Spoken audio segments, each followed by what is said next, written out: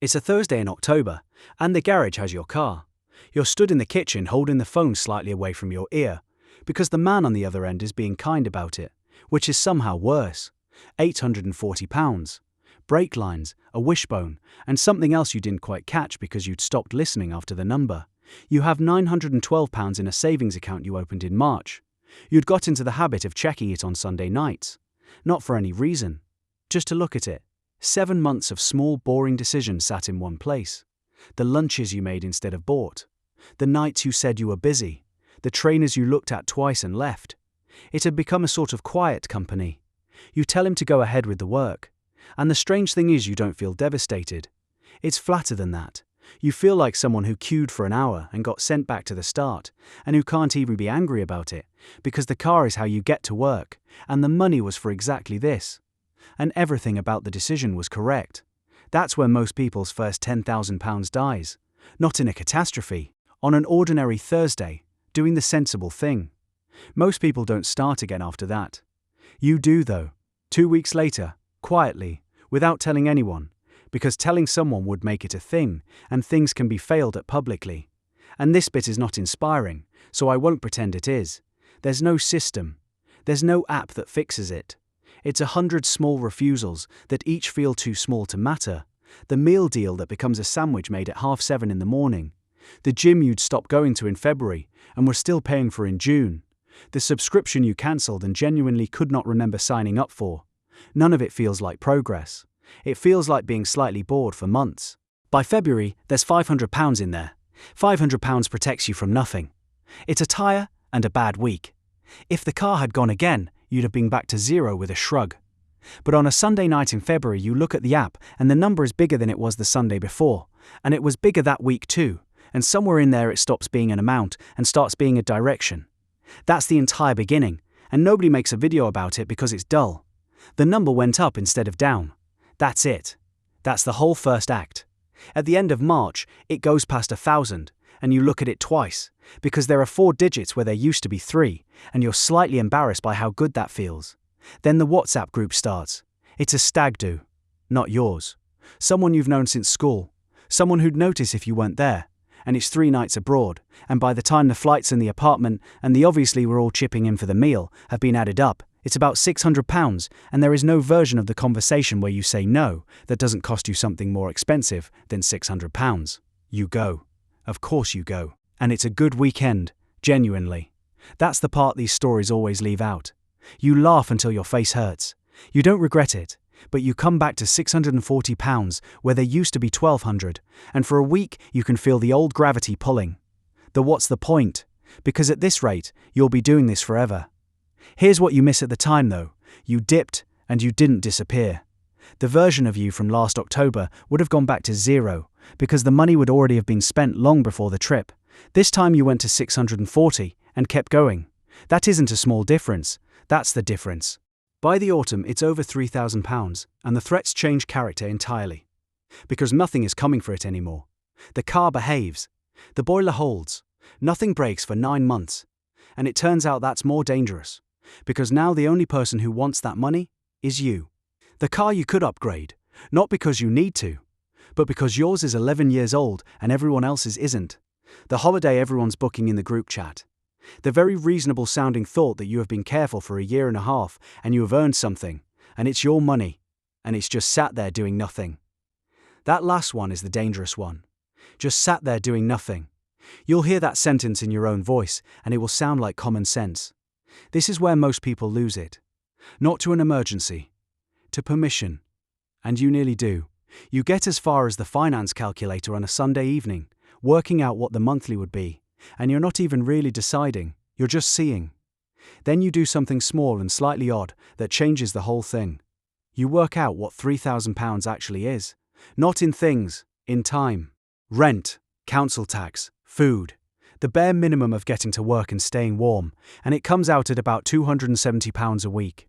So £3,000 isn't a car deposit. It's 11 weeks. 11 weeks where, if everything went wrong tomorrow, the job, the relationship, the flat, you would not have to make a single desperate decision. You could think. For nearly 3 months you could think. And once you have measured it in weeks, you cannot spend it. Because spending it isn't buying a holiday anymore. It's selling weeks. You close the finance calculator. That's the day it stops being a pot and becomes a wall. The boiler goes in January, which is when they always go. And it's £430, and you pay it. And the whole thing is over in a day. And here is what actually stops you in your tracks. How completely unremarkable it is. There's no phone call where you go quiet after they say the number.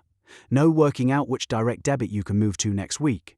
No lying awake at 3 a.m. doing the same sum over and over, hoping it comes out differently the fourth time. You just ring someone and they come, and it's fixed. And it's annoying in the way that spending £430 is annoying, and then you get on with your evening. You've had emergencies your entire adult life. You've never had an inconvenience before. Nothing about your life has changed. Same job, same flat, same salary. You've just stopped being available for disaster. By the summer, it's somewhere past 6,000, and this is where it stops being about money at all. Your manager has a habit. He asks on Fridays, at about 4:30, in a way that isn't really asking, whether you can come in Saturday, because someone's off, because it's busy, because he knows what you'll say. He's been doing it for 2 years, and you have said yes probably 30 times, and each time you've told yourself it was fine, and each time a small amount of you went missing. This Friday he asks, and you hear yourself say no. Not dramatically, you don't make a speech. You say you can't do Saturday, and he waits for the reason, because there's always a reason, and you don't give him one, because you don't have one, and for the first time it occurs to you that you don't need one. He says fine, slightly cold, and that's it. That's the whole event. You drive home a bit shaky, and you cannot work out why a 2-word sentence has left you feeling like that, and then somewhere near the roundabout you get it. You could afford to be told no back. That's what the money bought. Not the Saturday. Not the lie-in. The ability to survive him being annoyed with you. Because if it went badly, if it went all the way badly, you had £6,000 in about 5 months, and he no longer had the one thing that made you say yes for 2 years. You didn't spend a penny of it. That's the part that stays with you. The money did all of that from inside the account, without moving. It crosses £10,000 on a Sunday night in November, about 2 years and a bit after a man from a garage rang you on a Thursday. There's no moment. That's worth saying, because everyone expects one. You look at the app in bed, and there are 5 figures where there used to be 4, and you feel a kind of quiet that's difficult to describe to anyone who hasn't been on the other side of it. You tell one person. They say nice one, and change the subject, and you realize something that's nobody's fault. From the outside, £10,000 in a savings account is the least interesting thing about a person. Nobody can see the 2 years. Nobody can see the stag do, or the boiler, or the Friday afternoon, or the finance calculator you closed. And here's the thing about that number that nobody tells you. The first 10,000 is money you build almost entirely by hand. At the start there's no interest worth the name. A couple of quid a month, less than a round. There's no momentum, nothing compounding, nothing quietly working while you sleep. Every pound of it is just something you chose not to spend. On an ordinary Thursday, while everything in your life tried to talk you out of it. Later on, money starts helping. It earns. It gets topped up. It does some of the lifting for you. Not this bit. This bit was all you. So if it felt harder than the size of the number says it should have, you weren't imagining that, and you weren't bad at it. You were doing the part nobody helps with.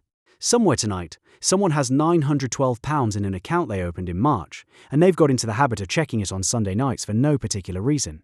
And on Thursday, a man from a garage is going to ring them and be very kind about £840. They'll say go ahead with the work, because it's the right call, and the money was for exactly this. And they'll come off the phone feeling like they've been sent back to the start of a queue they've been standing in all year. And most people who feel that on a Thursday never open the account again. But the money was never really the thing being built.